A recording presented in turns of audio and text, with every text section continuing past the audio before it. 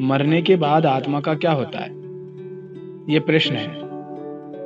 देखो, मरने के बाद आत्मा का तो कुछ होगा नहीं, लेकिन तुम्हारा भी कुछ नहीं होगा। ये हमारे समाज में और दुनिया में हर जगह लगभग ये बात फैली हुई है, ये भ्रम फैला हुआ है, ये झूठी मान्यताएं फैली हुई हैं कि मरने के बाद आत्मा शरीर से निकलती है और फिर यमराज आते हैं, लेकर जाते हैं। जो अच्छी होती है उसे स्वर्ग में डालते हैं, जो बुरी होती है उसे नरक में डालते हैं। या फिर कुछ आत्माएं होती हैं जो भटकती रहती हैं। ये सब हमने कल्पनाएं गढ़ रखी हैं, मान्यताएं बना रखी हैं, धारणाएं बना रखी हैं। और हम ऐसा इसलिए कह पाते हैं क्योंकि हमको लगता है कि आत्मा कोई ऐसी चीज है जो शरीर के अंदर रहती है और फिर शरीर से निकल जाती। और ऐसा इसलिए कहते हो क्योंकि तुम कभी ग्रंथों के पास गए नहीं, तुम्हें अपने ग्रंथों के पास जाने का, उपनिषदों को, गीता को पढ़ने का समय ही नहीं है, जहां पर आत्मा के बारे में स्पष्ट कहा गया है कि आत्मा अनंत है। अनंत का अर्थ ये नहीं है कि 1 करोड़ 2 करोड़ संख्या में अनंत। अनंत का अर्थ है कि वो इनफाइनाइट है, उसका कोई अंत नहीं। तो बताओ, जो अनंत है तो ऐसा कोई स्थान कैसे हो सकता है जहां पर आत्मा ना हो, जो आत्मा से विहीन हो। और जब आत्मा अनंत है तो आत्मा के अतिरिक्त फिर कुछ और हो कैसे सकता है। तो जब आप कहते हो कि आत्मा, मरने के बाद आत्मा का क्या होता है, इसका अर्थ तो ये हुआ कि वो शरीर में रहती है और शरीर से निकलती है। इसका अर्थ हुआ कि वो एक जगह है और एक जगह नहीं है। आत्मा के बारे में लोग कहते हैं कि उन्होंने आत्मा को देखा। ये कैसी बात होगी। आत्मा को आंखों से देखा नहीं जा सकता, कानों से सुना नहीं जा सकता, शब्दों में उसका वर्णन नहीं किया जा सकता कि आत्मा कैसी कैसी है, काली है, गोरी है, लंबी है, पतली है। आग उसे जला नहीं सकती, पानी उसे गीला नहीं कर सकता। क्या है तुम्हारे आसपास जो ऐसा हो जिसे आग नहीं जला सकती? क्या तुमने कुछ पाया ऐसा जीवन में जो आग ना जला सके, जिसे पानी गीला ना सके, जिसे काट ना सको, जिसके टुकड़े ना हो सके, जिसमें छेद ना हो सके? ऐसा कुछ हमारे पास है नहीं। इसलिए हम ऐसी बातें करते रहते हैं कि आत्मा शरीर में होती है, निकल जाती है। पर बात यह है ना कि हम इतने डरे हुए हैं कि हम जानते हैं कि इस जीवन में तो हमसे कुछ हुआ नहीं और कुछ हो भी नहीं रहा। इसलिए शायद आत्मा रहती होगी तो वो अगले जन्म फिर से दूसरा जन्म लेती होगी, तो शायद अगले जन्म में हम अच्छा कर्म कर लेंगे, जन्म में तो नहीं कर पाए। इसलिए हम ऐसा सोचते हैं कि आत्मा कोई है जो शरीर से निकलती है और फिर से जन्म लेती है। तो एक तो ये जो पुनर्जन्म की बात है, ये और एक आत्मा, इन दोनों के बारे में बिल्कुल झूठा प्रचार प्रसार हुआ है पूरी दुनिया में। लोगों ने मान्यताएं बना रखी है झूठ मूठ की। इसी कारण फिर हमें भ्रम रहता है कि आत्मा शरीर से निकलती है। वो कैसे आ जाएगी एक छोटे से शरीर में? आत्मा का तो ना जन्म होता है ना मृत्यु होते है। तो आत्मा का कुछ भी नहीं होता है। आत्मा के साथ कुछ हो उसके लिए कोई दूसरा भी तो चाहिए। तो जब दूसरा है ही नहीं तो आत्मा के साथ कुछ होगा भी कैसे? हाँ, तुम अगर ये कहो कि मरने के बाद मेरा क्या होगा, तो मरने के बाद तुम्हारा कुछ नहीं होगा। मरने के बाद तुम जला दिए जाओगे, राख हो जाओगे, मिट्टी में मिल जाओगे। वो मिट्टी बिखर जाएगी पूरी दुनिया में जगह जगह, और कुछ नहीं होगा। यही होगा। तुम्हारा मन, तुम्हारी बुद्धि, तुम्हारे विचार, तुम्हारी सोच, तुम्हारी समझ, तुम्हारा ज्ञान सब राख हो जाएगा, कुछ नहीं बचेगा। आत्मा तो निर्गुण है, निराकार है, अचिंत्य है, अकल्पनीय है, तो उसका तो कुछ होना नहीं है। जो होगा तुम्हारा ही होगा, और तुम्हारा भी क्या होगा? कुछ नहीं होगा, मिट्टी हो जाओगे।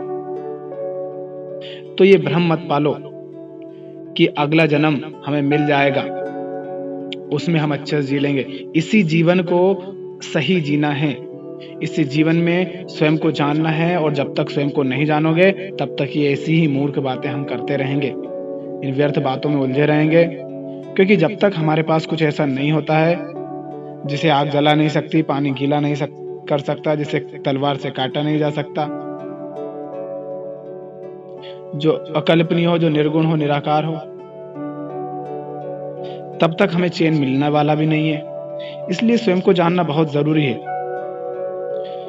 और फिर जो जानने लगता है, उसके धीरे-धीरे ये सवाल अपने आप ही खत्म होने लगते हैं, वो ये सवाल ही नहीं करता। और तुम ये सवाल करते क्यों हो? तुम्हें क्या मतलब उस बात से कि मरने के बाद क्या होगा? ये जन्म मिला है, इस जन्म में करो ना जो करना है वो कर लो। इस जन्म में अगर तुमसे कुछ नहीं हुआ, तो तुम अगले जन्म में कैसे कर लोगे? इस जन्म को तो ऐसे ही गँवा देते हैं हम। व्यर्थ कामों में गँवा देते हैं, डर में, लालच में, इन सब में गँवा देते हैं और उम्मीद करते हैं कि अगले जन्म में कुछ हो जाएगा।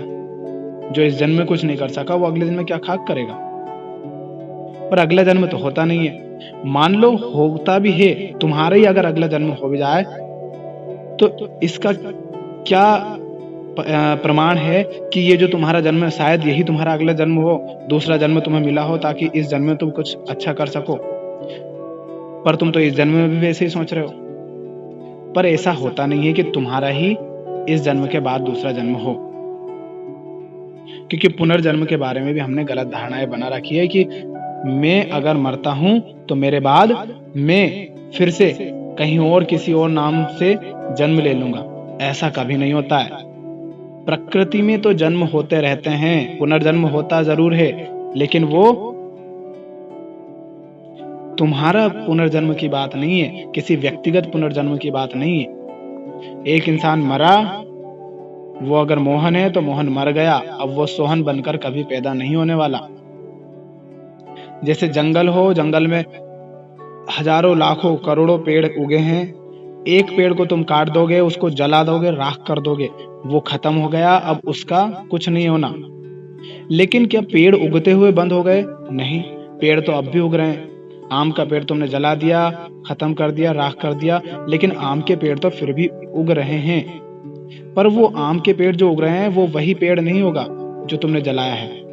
पेड़ उगते रहेंगे, माने जन्म होता रहेगा, पुनः पुनः जन्म होते रहेंगे, पर तुम्हारा उस पेड़ का पुनर्जन्म नहीं होगा। हाँ, फिर ये भी कह सकते हो कि वो पेड़ भी तो वैसा ही है, उसमें भी वैसे ही फल लगते हैं, उनका स्वाद भी वैसे ही होता है, उनमें भी वैसे ही पत्ते होते हैं। हाँ, तो होते हैं। पेड़ का ही तो जन्म हो रहा ना, पुनर्जन्म यही तो है कि वैसा का वैसा होगा। जैसे वो भी छाया देगा, उसमें भी पत्ते होंगे, उसके फलों का स्वाद भी होगा, वो भी ऑक्सीजन देगा, वो भी हरा होगा, उसमें भी लकड़ी होगी, सब होगा। लेकिन फिर भी वो पेड़ वो वाला नहीं होगा जो पिछला वाला था। उस पेड़ के साथ जो बातें थी, जो बातें जुड़ी हुई थी, जो उसके साथ रिश्ता था, वो सब उसके साथ ही खत्म हो जाता है।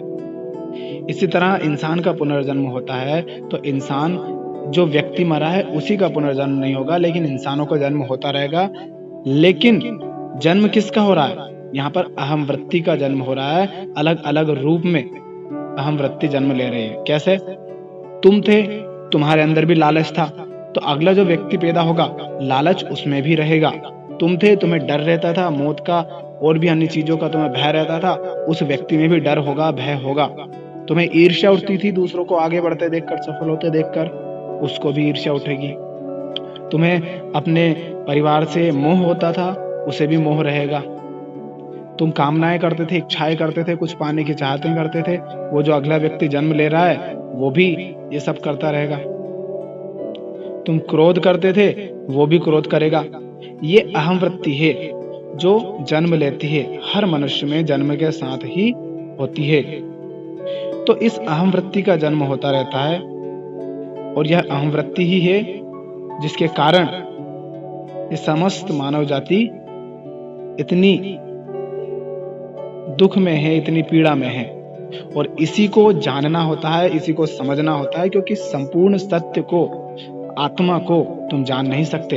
क्योंकि जिसे जाना जा सकता है, हमने क्या कहा, वो अकल्पनीय है, अचिंत्य है, जिसकी कल्पना तक नहीं की जा सकती, उसको जानोगे कैसे?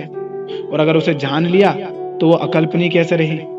तो आत्मा तो अचिंत्य है, अकल्पनीय है, तो उसे जाना नहीं जा सकता। और जिसे जान रहे हो वो आत्मा है नहीं, वो तुम्हारे ही मन का कोई विचार है, कोई भ्रम है। तो जन्म होता है अहम वृत्ति का। तुम में जो अहम वृत्ति थी, काम, क्रोध, लोभ, मद, मोह की, वही सब तुम्हारे बच्चों में भी होगी। लेकिन तुम्हारी हस्ती, तुम्हारी व्यक्तिगत अहम वृत्ति तुम्हारे साथ ही जलकर भस्म हो जाएगी, फिर तुम्हारा कुछ नहीं बचने वाला। आज से हजारों लाखों साल पहले तक से मरे आ रहे हैं लोग, वो कहाँ गए? वो सब पैदा तो नहीं हो रहे हैं ना, गए वो, उनका सब खत्म हो गया। और तुमसे जो लोग कहते हैं कि आत्मा फिर से जन्म लेती है, तुम ये बताओ, आजादी के समय हमारा देश में जनसंख्या कितनी थी? 35 से 40 करोड़ के बीच, लगभग इनके बीच में ही थी कुछ। तो मान लो 40 करोड़ थी उस समय। फिर 1950 से लेकर आज तक 2020 तक मान लो 70 सालों में अगर 40 करोड़ लोग मर भी रहे होते तो 40 करोड़ ही पैदा होने थे। ये 140 करोड़ कहां से आ गए? आत्माएं बढ़ गई क्या? और तुम इन लोगों को, इंसानों को खुला छोड़ दो, कोई इन पर कानून मत लगाओ। एक इंसान अगर 10-10 बच्चे पैदा करेगा तो थोड़े ही दिनों में ये जो 800 करोड़ जनसंख्या है दुनिया की, ये 8000 करोड़ हो जाएगी, पता भी नहीं चलेगा तुम्हें। तो आत्माएं बढ़ गई क्या? कहां से आ गए इतने लोग? तो आत्मा का जन्म नहीं होता है। आत्मा तो न जन्मती है न मरती है, सिर्फ अहम वृत्ति का जन्म होता है। तो अपने मन से ये भ्रम छोड़ दो कि आत्मा, तुम्हारे मरने के बाद आत्मा का कुछ होता है। आत्मा का ना तो तुम्हारे मरने से पहले कुछ हुआ ना बाद हुआ। आत्मा जो है सो है। हाँ, एक बात हो सकती थी कि तुम स्वयं को जानकर आत्मस्थ हो सकते थे। तुम कुछ जान सकते थे जो कि समय के पार का हो, जो कि अकल्पनीय हो, जिसे आग जला नहीं सकती, जिसे मृत्यु मार नहीं सकती, जिसे पानी गीला नहीं कर सकता। पर अगर तुम यही करते रहे कि ये जीवन तो बर्बाद गया, इसमें क्या करे, अगले जन्म में कुछ होगा, तो अगला जन्म भी तुम्हारा नहीं होने वाला। जो है आज है, अभी है, इसी क्षण में है। अगले ही पल तुम रहो या ना रहो, इसका भी कोई भरोसा नहीं। तो जीवन में दो बातें होती हैं जो जानने लायक होती है। एक ये कि क्या है जो सत्य नहीं है। सत्य माने आत्मा, माने परमात्मा, माने शांति, माने मुक्ति। उसी को हम कहते हैं। सब कुछ अलग अलग नाम दे रखे हैं बस। तो क्या है जो सत्य नहीं है? देखो, सत्य है पूर्ण, और पूर्ण को तुम जान नहीं सकते। तो जानना क्या है? ये जानना है कि क्या है जो सत्य नहीं है, माने नैति नैति करना है। क्या तुम्हारे जो रिश्ते हैं ये कभी खत्म नहीं होंगे? हो जाएंगे, तो ये सत्य नहीं है। क्या इनको जलाया नहीं जा सकता? इन लोगों को जलाया जा सकता है, रिश्ते खत्म हो जाएंगे। क्या तुम्हारा घर, इसको गीला नहीं किया जा सकता, आग से जलाया नहीं जा सकता? क्या इसके बारे में कल्पना नहीं कर सकते? इसको भी जला सकते हैं, इसको भी गीला कर सकते हैं। तुम्हारे शरीर को ये भी जलाया जा सकता है, इसको भी काटा जा सकता है। तो जो कुछ भी ऐसा है जिसे आग जला सकती है, जिसे पानी गीला कर सकता है, जिसे काटा जा सकता है, जिसके बारे में कल्पना की जा सकती है, जिसके बारे में कुछ भी सोचा जा सकता है, उसे सत्य मत मानना, और उसे सत्य ना मानकर उससे आसक्त मत होना, उससे उसके मोह में मत पड़ना। सदा ये जानते रहना कि ये सदा नहीं रहने वाली है, कभी भी मिट सकती है, ताकि ये जो दुख इनके छिन जाने पर, इनके मिट जाने पर, इनके टूट जाने पर, जल जाने पर, गल जाने पर हमें होता है, वो दुख हमें ना हो।